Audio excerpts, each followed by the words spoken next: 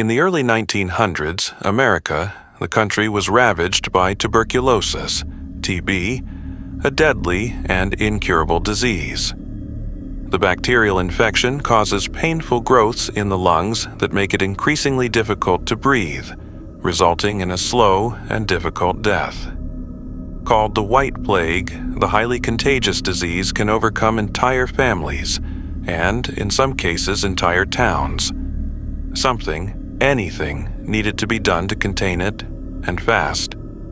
Fast forward to 1910, when Waverly Hills Sanitorium was established on a high hill in Jefferson County, Kentucky. A hospital for the treatment of TB patients, doctors and nurses did their best to keep it as self-sufficient as possible to limit the risk of infection spreading to the surrounding community. They maintained their own essential services, and hospital workers weren't allowed to transfer for fear of spreading the disease. As soon as Waverly Hills opens, it was overrun with sick patients. The hospital was rebuilt and expanded to meet demand, including the addition of a children's pavilion. This ward was designed to house children with tuberculosis, as well as the children of sick patients who had no one else to care for them. Diagnosis of TB often meant death. This was long before the days of antibiotics. Doctors were at a loss on how to treat the disease. Fresh air, rest, and proper nutrition were thought to be the best treatments, especially fresh air. It was so important that patients were often placed on open patios or in front of open windows, regardless of the weather. Fresh air was more important than staying out of the snow. As the illness progressed, more desperate measures were required. Exposing a patient's lungs to ultraviolet light in a so-called sunroom was one common treatment. An alternative method involved placing balloons into a patient's lungs and inflating them to encourage the lungs to breathe. Then there was the last resort, as the doctors called it, surgically removing some ribs and the surrounding muscle tissue to ease the pressure on the lungs. Patients rarely survived it. For cases such as these, nurses had the death tunnel, a 500-foot chute used to lower dead bodies out of the hospital and to the bottom of the hill. It wasn't just used for convenience. It helped protect the other patients' mental health. The sight of so many bodies leaving through the front door would have been devastating for patient morale. It was business as usual at Waverly Hills until it closed in 1961. New antibiotic treatments managed to do what UV exposure and removing body parts could not, and tuberculosis was almost completely eradicated. Unfortunately for the patients of Waverly Hills, many of them entered the hospital by the front door and left via the death tunnel. Keeping up with the disease left most records in disorder, so no one knows exactly how many people died within Waverly Hills walls. Speculators say 63,000, though historians opt for a more modest 8,212 deaths. After the TB hospital had closed, Waverly Hills was reopened as Woodhaven Geriatric Center. No one paid too much attention to what went on at the facility after that, but maybe they should have. In 1982, Woodhaven was closed by the state because of patient neglect. For 20 years, Waverly Hills lay vacant. Well, almost. Despite its disuse, crumbling walls, and increasingly decrepit state, the homeless flocked to Waverly Hills for a dry place to sleep.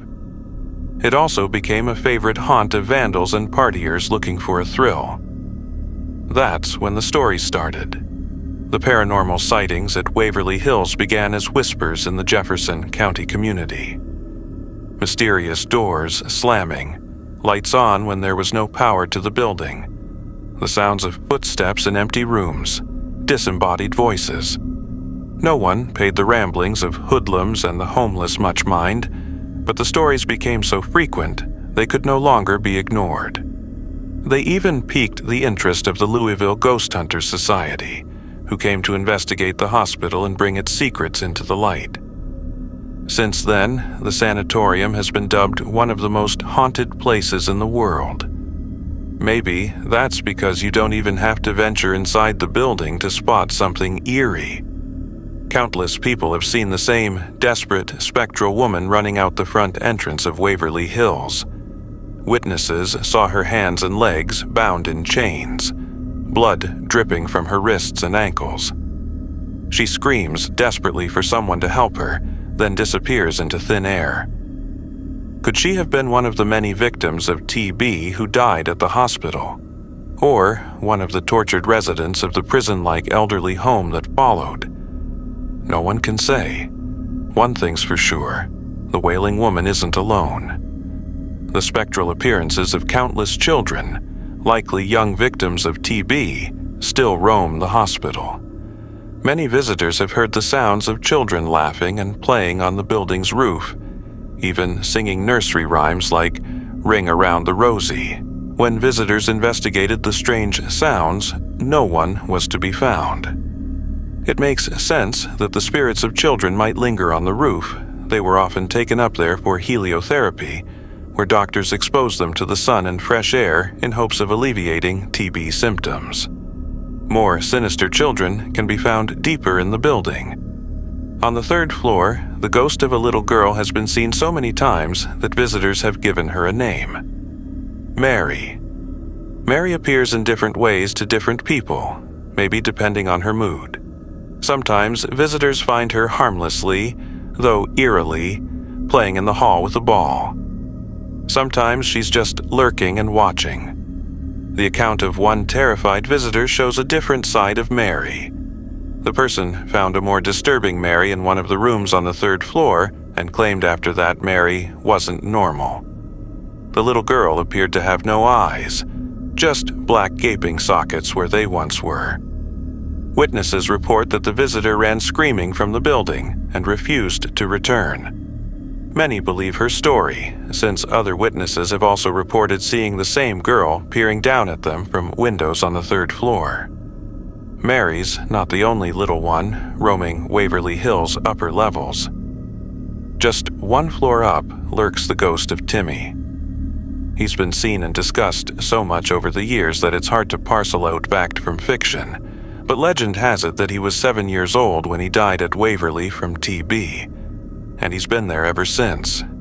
Like Mary, Timmy has also been seen playing with a ball in the hallways, but has become more famous for it, since it's the only thing he ever seems to want to do. Visitors often bring balls with them to the fourth floor in an attempt to communicate with him. Sometimes the balls seem to move on their own accord. Other times, you can hear a ball bouncing and the sound of a boy's laughter. Several photos taken on the fourth floor have appeared on the internet showing the eerie face of a young boy peering around the corner. Dying at such a young age, Timmy will forever be a child, one who just wants to play, even if he can't manage to depart the hospital where he languished and passed away. A few ghostly children might seem harmless enough, but the fifth floor never fails to horrify. The floor looks normal enough, with a couple of nurses' stations and patient rooms. Legend has it that the fifth floor is where the doctors housed the TB patients who had gone mad from their suffering, though no one can say for sure. Reports of strange shapes, disembodied voices, and unexplained sounds are more common on this floor than any other.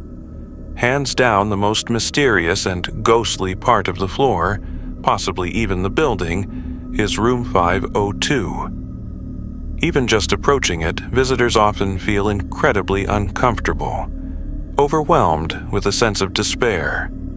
That would make sense considering the sad history the room holds.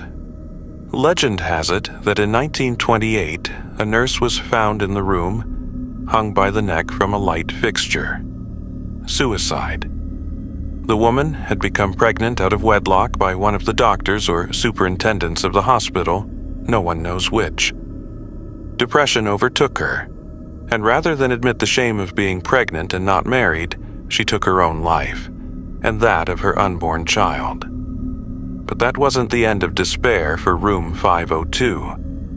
In 1932, another nurse jumped out of the window, plunging to her death. Unlike the previous woman, no one knows why this nurse would have taken her own life.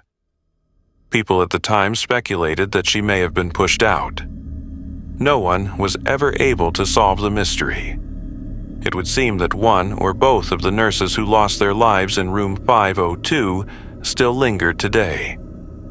Some have witnessed the complete apparition of a woman in white lingering in the doorway of room 502. Others have seen strange shadows and heard whispers. One thing's for sure: room 502 is not a welcoming place. Often, the door closes on its own accord. Many have heard a clear and firm voice saying, "Get out." Visitors can't help but wonder if that's what the nurse heard before she was pushed out the window. Nowadays, it's not possible to wander through Waverly Hills on your own. You have to go on a guided tour. With Waverly's long history of disease, suffering, patient neglect, and untimely deaths, the residents never stop trying to make their story heard by those who listen closely enough. Recently, the hospital was purchased by a private couple who plan to convert it into a 4-star hotel for ghost lovers and thrill seekers. Now, the big question is, will the nurses allow anyone staying in room 502 to last the night?